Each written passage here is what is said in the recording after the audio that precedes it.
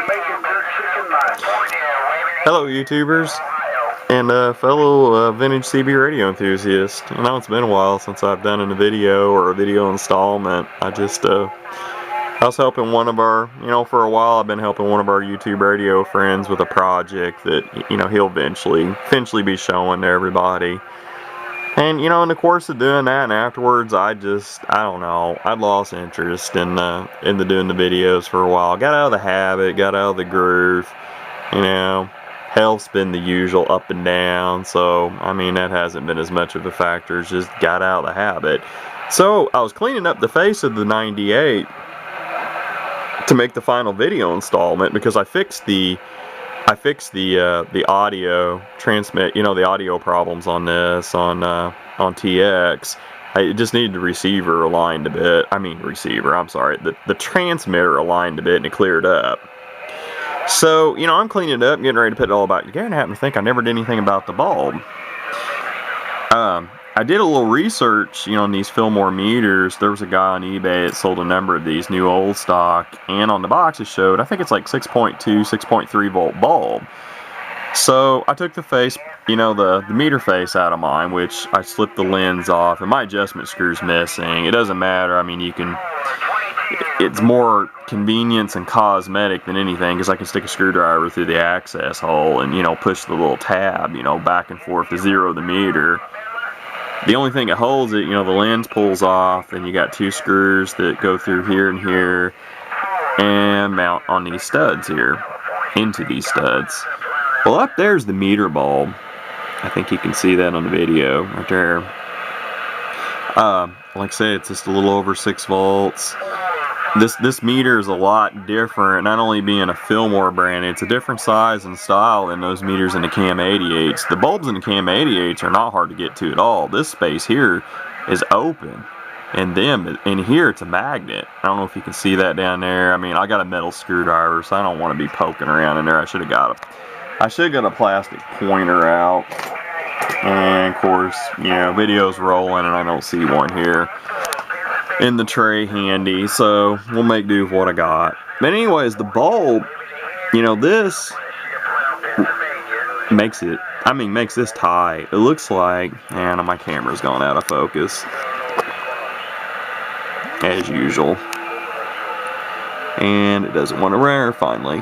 I think the leads connect on each end, but I can't swear to it. Maybe both go on one end, but I think there's a lead on each. I'm going to try to slip that out, but I honestly don't know if I can get that out of there. If the leads aren't long enough, there's no way I'm ever going to be able to replace that. So, there may just never be a meter bulb for this again. That's pretty sad that the way they made this. I don't know, there's not a lot of options. But anyways, I'm going to give it a shot and try to slide that out without tearing anything up. So, maybe I'll be back with good news, and maybe it'll be a disaster. Well, it's official, folks. No meter bulb for Paul's Cobra 98. I think the way this has to be done is, you notice I've already buttoned up the front. I think the way this has to be done, excuse me, I don't have the camera on a tripod. Flip the radio around. And down here at the bottom of the meter,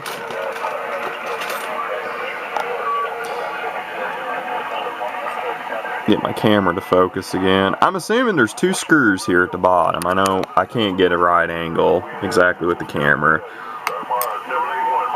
and it's kind of hard, but okay, there's one of them. I think you can just see the head. There's another one over here. My suspicion, I don't know this. I'm not going to try it because look, I can't get in there. There's no way. This transformer's riveted the chassis. I'm not about to drill the transformer. In the mounting screws, studs for the meters, some of these are easy to get to, and others aren't. These bottom ones would be a total bear. I don't have any good options, to be honest, to get this meter. Either take the meter out and try to pull I'm assuming you take those 2 screws out and probably maybe the assembly pulls out. I don't know. I'm not trying it. A bulb to me just isn't worth it. The meter works correctly. I just don't have a light, and it's just going to have to be that way because I'm not I'm not doing major surgery on this old radio just for a 6.3 volt, you know, burned out bulb. I'll have to live without a meter bulb. I'm not into the whole mint radio, you know, thing anyways. This guy's not mint. I picked this up very inexpensively. It was not tested other than plugged in, powered up, and I've solved its major faults, it looks like, and I'm happy with it. I just won't have a meter bulb. I guess I should have tried harder to win one of the new old stock meters. The guy I was selling on eBay was these, and that's where I learned it was like a 6.3 volt bulb to begin with, because I never did measure the voltage running to it on the back. But he had these exact meters, same brand, made in Japan, same model, same everything. I bid on a number of them, but everybody always wanted them worse than I did. I don't know. Mine works other than the bulbs burned out, and I just couldn't see spending 15, 20 bucks just so I have a working bulb, and that bulb, who knows how long that'll work. So it is what it is with its mismatched knob here that was missing when I got it. Notice these are the larger style with the red stripe. This came off of a parts radio because it didn't even have one. The chrome knob scratched up. But I'm happy with it. These are not, you know, they're not rare, but they're not real easy radios to come by. They didn't make the 98 near as long as they did the 88s. The 88s stretched a pretty good time span. The 98s, I think, was only about 2 years, year and a half of production was about it.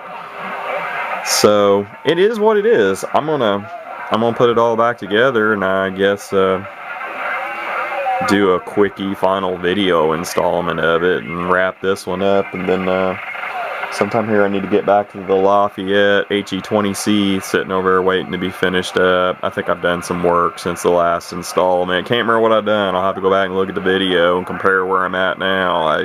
It's just been too long. I don't remember where I'm at on it. So anyway, 73s for now, and I'll probably graph the clip onto this, I guess, you know, the final, just showing it powered up and receiving. I think that's about all's left. Well, folks, here it is. She's complete, cleaned up, back together. I mean, detail clean, and I missed a few things. I tend to not clean my own stuff as well as I do if I do, you know, a little something for somebody else. Top didn't turn out too bad. Yeah, it is missing some paint, or paint's pretty thin in some places. I'm able to hide that because, well, you know the way YouTube is, I can't show you what I use or name what I use. But let's just say a petroleum product, you know, in spray form. These old metal cases, if you just put a light coat of that on there, it really makes them look better.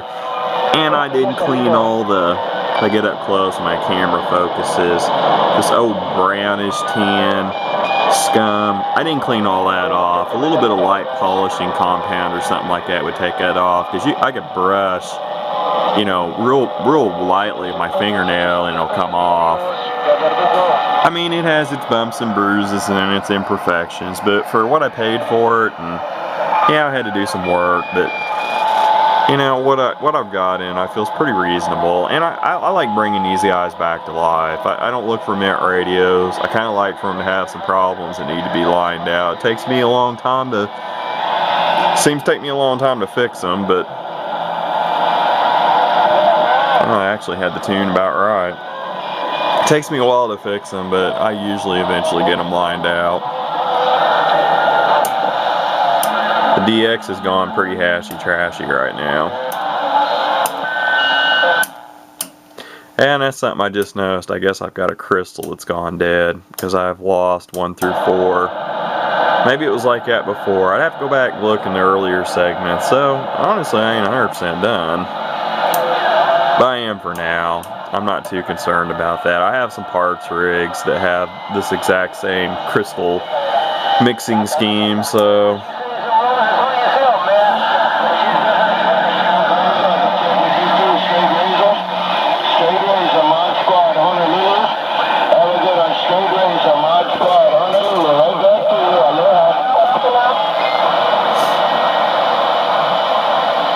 anyways, it's working well.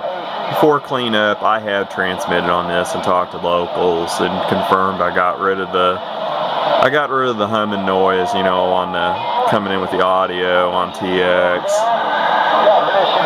Magnolia State, that straight raise that you take here too. Have a good one. Mod Squad Mobile, check the Magnolia also. Mod Squad in the mini grass, right back. Mod Squad Mobile. Channel 11. No meter bowls, but hey, with the camera's light, you can't really tell, eh? Anyways, there you have it. I think I bored everybody enough. Brought back to life, other than I guess I still got one crystal I need to replace. I forgot all about. Cobra 98, sometimes called the Cam 98. Kind of short-lived. When this radio came out, it wasn't long. They went to transistorized radios. Matter of fact, this one and the 88 were advertised the exact same time. This radio here, I did an earlier video on the unusual Cobra 25, that it is Cobra 25 transistor base. I did find some ads in an S9 magazine showing this radio, these 88s, and this 98. Oh, you like my new external speaker? My friend Jimbo sold that to me. Or well, actually I still need to settle up with him on this and a few other little items I got from him. Has a Duquesne PA speaker. Makes a beautiful sounding external speaker. Hung it up on the wall under my clock. Okay folks, 73s for now. Try to get back on the Lafayette HE20C sometime here soon and get it finished up, and you know, as I feel like it. I've got plenty of others.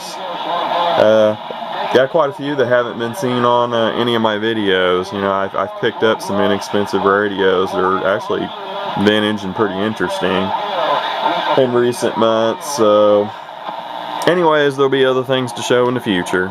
73s for now.